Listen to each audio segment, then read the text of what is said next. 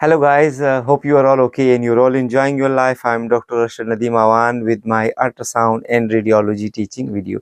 The topic of discussion is metastasis or dissemination of the pulmonary tuberculosis to other organs of the body. So I have selected very beautiful case in which the patient is having pulmonary tuberculosis, which eventually disseminated to the kidney and resulted into a large big abscess formation on the kidney. So in the setting of this pulmonary tuberculosis, how you will be able to pick all these points, you need to have the information that the patient is suffering from the tuberculosis. Beside this, you should have to have the evidence of pulmonary tuberculosis and the features of the pulmonary tuberculosis. Afterward, you have to have the survey and the CT abdomen, in which you should have to look to the all organs of the body. And today the topic which I have selected, that is tuberculosis of the kidney, or abscess formation of the kidney. So in this case, you will be able to pick a large big abscess on the kidney, which eventually diagnosed and cytology confirmed that this was tuberculosis. Beside that, the patient had already pulmonary tuberculosis. So let's watch this video and confirm the pulmonary tuberculosis and the renal tuberculosis together.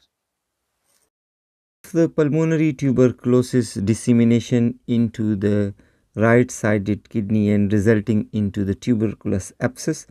Here on the CT image, you can appreciate that on the right side, bilaterally, there is reticulonodular opacities involving apical and apicoposterior and posterior and anterior segment of the right.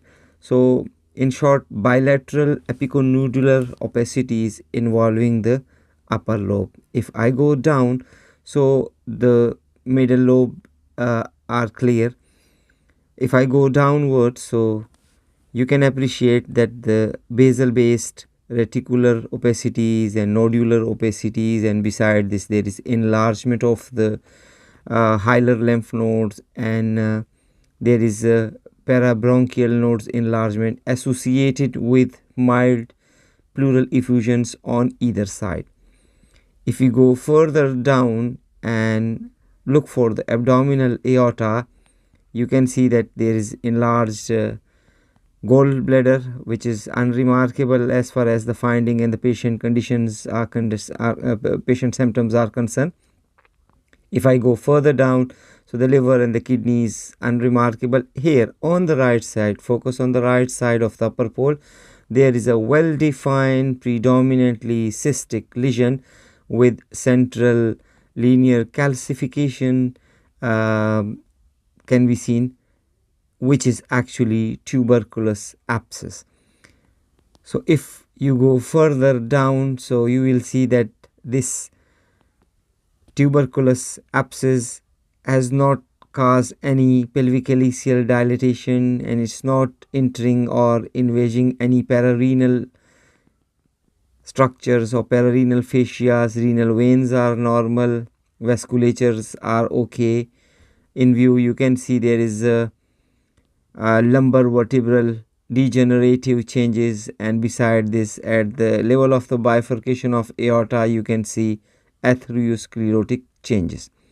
So the main finding in this patient is the pulmonary tuberculosis, which is extended into the kidney, right kidney, and involved it and resulting into the tuberculous abscess formation. So this is a classical example. So this is what the right-sided kidney tuberculous abscess. And if we go further up, so in view again, you can see bilateral pleural effusion with lower lobe or basal based reticulonodular appearance with a hilar enlargement and peribronchial enlarged nodules. And the important is bilateral apical or upper lobe reticulonodular opacities, which is diagnostic for the pulmonary tuberculosis.